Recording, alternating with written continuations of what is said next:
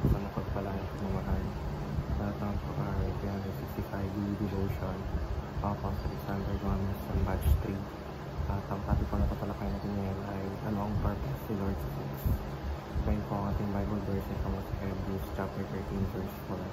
At buksan po natin ang ating po sa thesis na ng salita ng Diyos. Sinasabi dito na marriage should be honored by all, and the marriage bed kept pure, for God will judge the adulterer and all the sexually immoral. Or sa Tagalog, maging marangal sa lahat ng pag-aasawa at huwag duminsan ang higaan, sapagkat ang mga nakikiapid at mga manunya ay hatulan ng Diyos.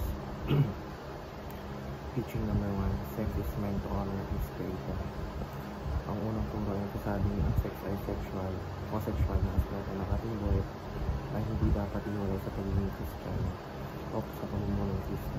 Marami kasing tao ay naisip na ang mga ganitong bagay ay pribado at personal lamang at walang kinalaman sa kanilang kalakaran. Ngunit sinasabi sa verse na bawat bahagi ng ating pagkatao kasama na ang ating katawan, damdamin at pagnanasa ay pag-aarilan ng Diyos dahil tayo ay linya sa napakataas na halaga sa pamamagitan ng kamatayan ng Kristo sa Diyos.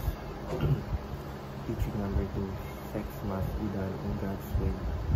Ang ikalawang turo ay tumutukoy sa sanctification o pagpapabanal, ang proseso ng pagiging mas kahawig ni Kristo sa ating mga isip, asal at loob. Ang kalooban ng Diyos ay mabuhay tayo ng malinis na kanan. Kaya kapag tayo ay nabubuhay sa ilalim ng kanyang pamumuno, dapat natin nilayan na baguhin niya ang ating pagtingin at pagtrato sa ating katawan sa sexualidad.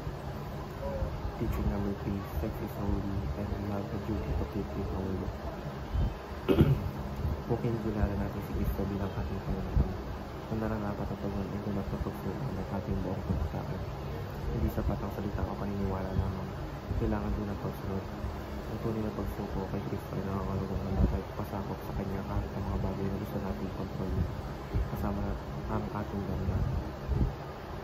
Application number 1, love your partner by keeping sex holy.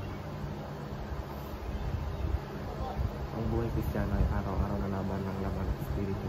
May mga araw na matindi ang tukso o kanilangan, pero dito natin kailangan sadyain ng pagsuko. Bago magsimula ang araw, maaari natin ipanalangin. Panginoon, ikaw ang mamuno sa aking isip, puso at katawan ngayon. Kapag ginawa natin ito araw-araw, unti-unti tayo magiging mas matatag laban sa tukso at mas magiging sensitibo sa tinig ng Diyos. Application number 2, learn not the hard way but God's way. Ang ikalawang application ay paalala na ang tunay na kabanalan ay may kasamang paghiwalay sa mga bagay na marunong at kasalanan. Kung may mga gawaing relasyon palabas na sitwasyon ang tutulok sa atin ng tukso, dapat natin iwasan iyon. Application number 3, leave your partner to a God-glorified relationship.